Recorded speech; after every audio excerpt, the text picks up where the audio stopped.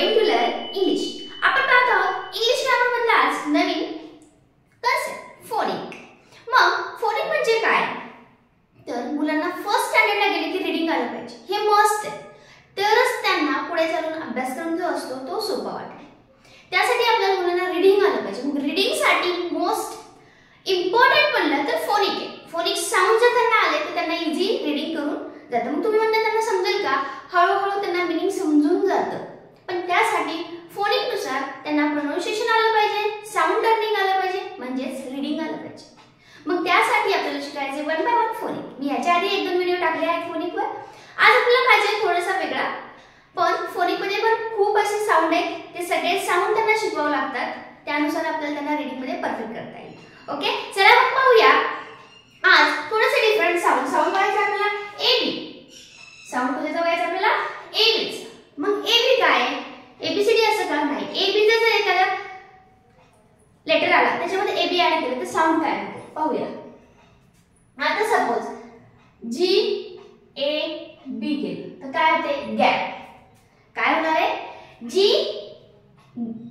G A B ग आ ब. पहा साऊंड कसं झालंय, मी ते समजून सांगेल तुम्हाला. ग आ नि ब. गॅप कसं झालं आहे? गॅप ब. मग खूप जण म्हणतात म्हणजे काय आता हे एवढा मोठा शब्द. तुम्हाला मीनिंग सांगायचं तर मी मीनिंग पण सांगणार आहे ह्या व्हिडिओमध्ये. पण हळूहळू मुलांना जसं लर्निंग तुम्ही त्यांना शिकवत जातात, रीडिंग मीनिंग लक्षात येतं त्यांच्या, हळूहळू त्यांना इंग्लिश समजून जातं. फक्त रीडिंग करताना त्रास होतो, त्यामुळे या व्हिडिओत मीनिंग सांगणारच आहे मी. पण तरी पण लक्षात घ्या, एखाद्या जर याच्या मीनिंग नाही तुम्हाला कळालं तर तुम्ही फक्त त्यांना त्यांच्या तोंडातून ते शब्द प्रोनाउन्स करत राहा, त्यांना इझी वाटेल रीडिंग. आता गॅप म्हणजे काय? बडबड करतात ना, त्याला म्हणतात गॅप. ओके, आता नेक्स्ट घेऊया. आता इथे बघा, जेचं साऊंड काय? आता तुम्ही त्याचे साऊंड काय? मी एक व्हिडिओ टाकला आहे त्याच्यामध्ये सगळ्यांचे साऊंड सांगितलं आहे, त्यानुसार तुम्हाला साऊंड करायचं. तर हे काय? जे ए बी. जॅक. कसं झालं? ज. याचं काय येणार आहे? ज आ ब. म्हणजेच काय झालं? जॅक. Not job. जे ओ बी जॉब होतं, इथे जॅब आहे. मग जॅब म्हणजे काय? धक्का बसतो, धक्का हा याचा अर्थ होतो जॅब. आता पहा याचा न आ ब. काय झालं? नॅप. साऊंड काय झाला याचा? नॅप. म्हणजे काय? एखादा गुन्हा करतोय ते, त्यावेळेस ते पकडला गेला ना, तेव्हा म्हणतात नॅप. तेव्हा काय म्हणतात? नॅप. परत टॅप. टॅप म्हणजे काय? बुटाला लेस असते, बुटाचं लेस शेवटला असं प्लास्टिकचं लोखंडाचं छोटे छोटे टोक असतात, त्याला म्हणतात टॅप. मग साऊंड कसा झाला तयार याचा? ट आ ब. हे फक्त मिक्स होतात आणि आपला साऊंड तयार होतो टॅप. अजून काय काय बघा?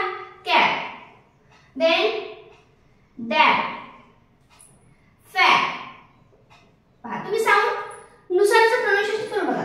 क आ ब कॅप, ड आ ब डॅप, फ आ ब फॅप. म्हणजे या प्रत्येकाचं साऊंड आपण यानुसारच त्याचा साऊंड तयार होतो.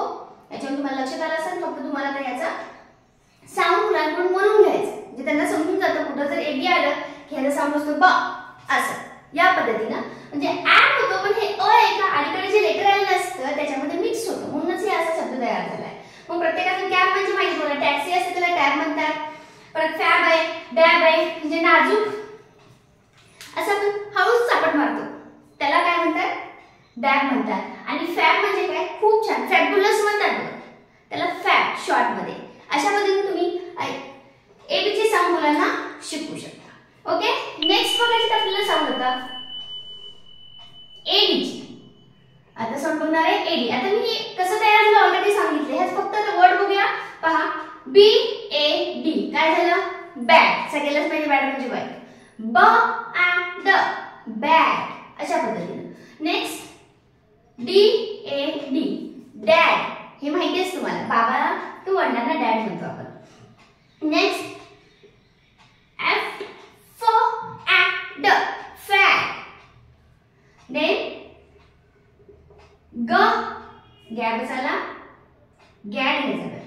ग आ ड गॅड. आता फॅट म्हणजे लागले सांगायचं. फॅड म्हणजे काय? लहर. माणूस म्हणतो ना, तो आला त्याला लहर रडण्याची, एक प्रकारचं फॅड म्हणजे लहर. मग गॅड म्हणजे काय? मजेसाठी आपण लोकच इकडे इकडे फिरत राहायचं, त्याला म्हणतात गॅड. Then lad. लॅड म्हणजे मुलगा. ल ऍ ड. बघा साऊंड कसा प्रोनाउन्स झालाय. ल ऍ ड. लॅड म्हणजे एखादा मुलगा असेल ना, मुलगाला लॅड सुद्धा म्हणतात. आपल्याला सन माहितीये, पण लॅड आले की लगेच कन्फ्युज होतात. नाही, लॅड म्हणजे सुद्धा मुलगाच. ओके, नेक्स्ट पाहूया. म ऍ ड. मॅड. मॅड म्हणजे वेडा. ओके, म ऍ ड कसा साऊंड करायचा आहे? म ऍ ड. मॅड. नेक्स्ट प ऍ ड. पॅड. देन स ऍ ड. सॅड. पहा, तुम्ही एकदाच त्याला असं लिहून घ्या, त्यानंतर सांगायचं ह्याचा आपल्याला साऊंड शिकायचा आहे. ऍड. पण हे अ कसं फिक्स होणार आहे? अलीकडचे साऊंड हे त्यांना समजणार नाही, तुम्हाला समजायला पाहिजे म्हणून मी सांगते फर्स्ट. ब ऍ ड. पटकन म्हणायला लागेल ना. Bad, dad, fad, God, lad, mad, pad, sad. अशा पद्धतीने याची तुम्ही जर प्रॅक्टिस करून घेतली तर अशा कुठं पण ऍडचा जर उच्चार आला, साऊंड आला, त्यांना समजून जातं की त्याचं रीडिंग कसं करायचं. ओके, त्यासाठी फोनिक खूप मस्त आहे.